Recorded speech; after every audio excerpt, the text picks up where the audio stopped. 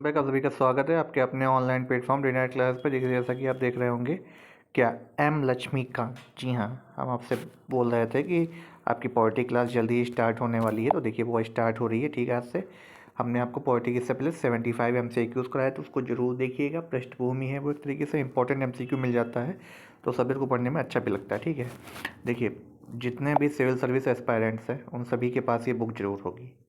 जिनके पास नहीं है वो कहीं ना कहीं वीडियो से देखते होंगे।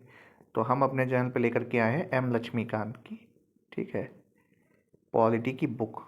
6th एडिशन जो है, ये वाली बुक है। ये पूरा, इसमें नए 6 अध्याय जो जुड़े हैं और सभी अध्याय में जो नवीकरणीय, मतलब जो काफ़ी नया एडिशन आया है, नई चीज़ें जोड़ी गई हैं, वो सभी है।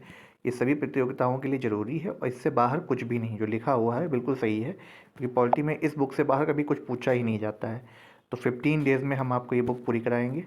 ठीक है, 15 डेज़ में हम आपको ये बुक आपको पूरी करा देंगे। ठीक है, एक एक chapter, vice president, president, Rajya Sabha, Lok Sabha कैसे गठन होता है, क्या क्या होता है, गवर्नर, कार्यपालिका, न्यायपालिका, सुप्रीम कोर्ट, हाई कोर्ट, ठीक है, और साथ ही साथ कैसे आपका राज्य व्यवस्था चलती है। ठीक है, पॉलिटी पढ़ना के लिए बेहद इंपॉर्टेंट है। आपके फंडामेंटल राइट्स भी आपको जानने हैं, इसमें सब कुछ हम आपको बताएंगे 15 डेज़ के भीतर। ठीक है, हमारी पूरी कोशिश है कि 25 अप्रैल तक की आपकी जो ये पूरी सीरीज़ है उसको फिनिश कर दिया जाए, ताकि उसके बाद अब सीधे हर एक आपके जितने भी जो भी सब्जेक्ट ख़त्म हो रहे हैं उन सब के सीधे MCQ कराएंगे। ठीक है, तो NCERT के MCQ, पॉलिटी के भी हम लोग लेकर के आएंगे। ठीक है, हिस्ट्री के स्टार्ट हो गए, उनको ज़रूर से ज़रूर देखिए।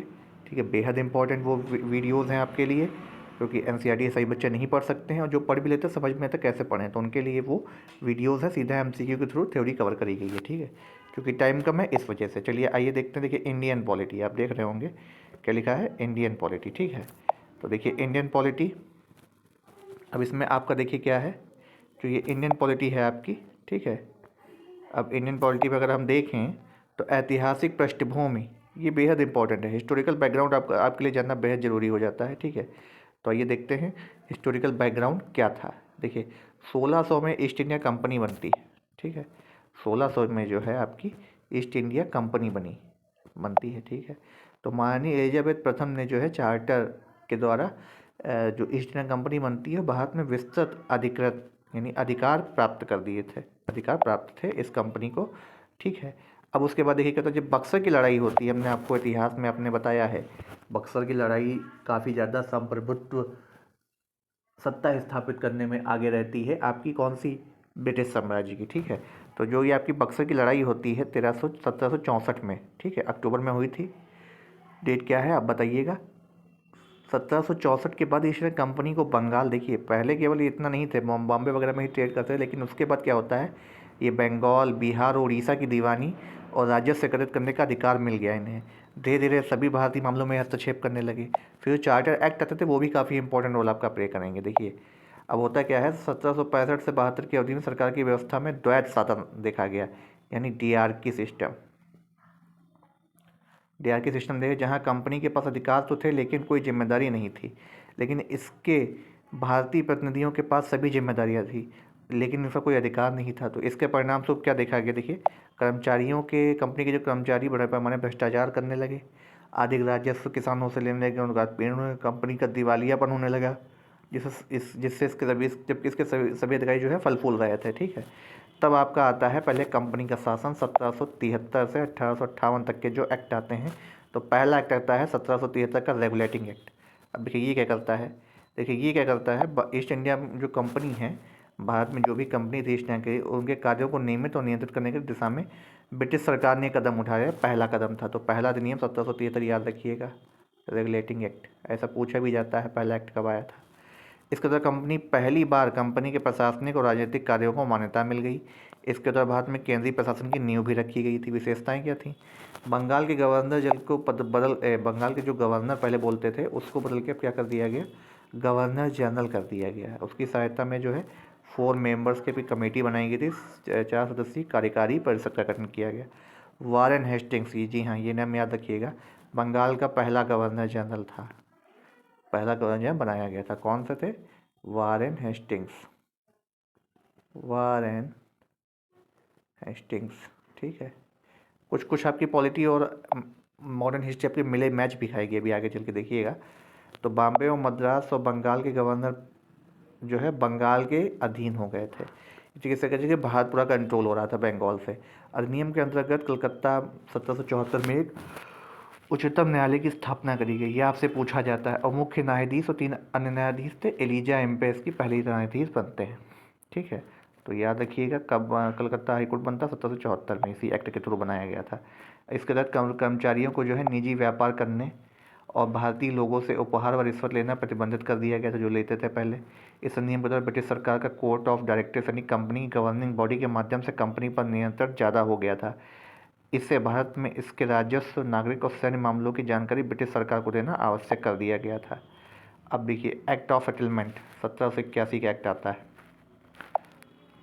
अब रेगुलेटिंग एक्ट जो है इसमें कई सारे दोषों को दूर करने के लिए ब्रिटिश संसद के जो समिति के अध्यक्ष थे एडमंड बर्ग, उनके सुझाव पे इस एक्ट को लाया गया। इसे संशोधनात्मक यानी अमेंडिंग एक्ट बोलते हैं, इसीलिए इसको बोला जाता है।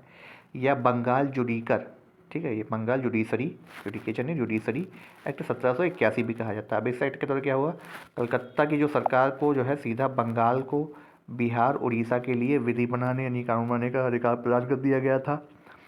इसी प्रकार अब कलकत्ता की सरकार को विधि बनाने यानी कानून बनाने के दो स्रोत प्राप्त हो गए थे।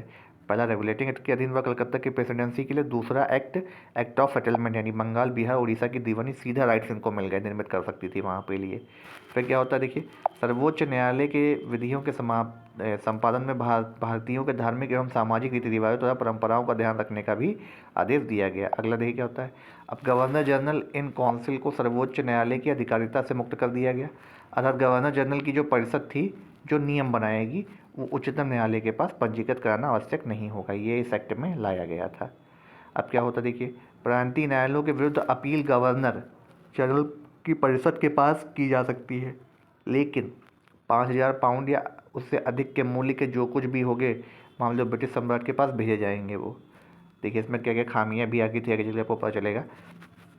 फिर क्या होता है, सर्वोच्च न्यायालय की शक्ति को सीमित करते हुए यानी हाईकोर्ट की जो है आपकी सर्वोच्च न्यायालय सुप्रीम कोर्ट की जो है सीमित कर दिया गया और स्थानीय नियमों को ध्यान में रखकर नए कानूनों को निर्देश दिया गया। इस प्रकार इस नियम ने रेगुलेटिंग एक्ट के अनेक विवादों कठिनाइयों को दूर किया। इसका उद्देश्य सरकार को सुदृढ़ बनाना था, लेकिन इसने राजस्व की समस्या का भी समाधान किया और नए मंडल भी देखिए बनाते हैं वहाँ पे। तो इस तरह के धार्मिक रीति रिवाजों को उल्लंघन ना करने पर भी बात पर भी बल दिया गया था इस एक्ट के माध्यम से। तो देखिए ये ऐतिहासिक पृष्ठभूमि थी, आपके लिए जानना बेहद ज़रूरी था कि आखिर हम संविधान हमारा क्यों आया, वाई वी नीड कॉन्स्टिट्यूशन। हम आज़ाद तो हो गए थे, हम राज भी कर रहे थे हमारे लोग, तो संविधान क्यों आया, सबको अधिकार देने के लिए कानून बनता है। आप पूरी देख रहे होंगे, पूरी न्याय व्यवस्था, कार्यपालिका सब राज व्यवस्था के अंतर्गत ही चलती है। तो इसीलिए आपका इस सब्जेक्ट को ऐड भी किया गया है। तो ये इंडियन पॉलिटी की आपकी सीरीज़ है, कौन सी, एम लक्ष्मीकांत। जो लोग भी बुक नहीं पढ़ पाए हैं, भाई मोटी बुक है, वो आपकी 15 डेज़ में कवर की जाएगी यूट्यूब पे।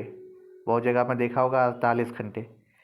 48 घंटे के मैराथन में आप क्या सीखेंगे ये बताइए। अगर आपको वही पर डे 2-2 या एक लेक्चर के माध्यम से समझाया था, जो ज़्यादा बेनिफिट मेरे ख्याल से होगा। तो इसीलिए हम 15 डेज़ की आपकी सीरीज लेकर के आए हैं।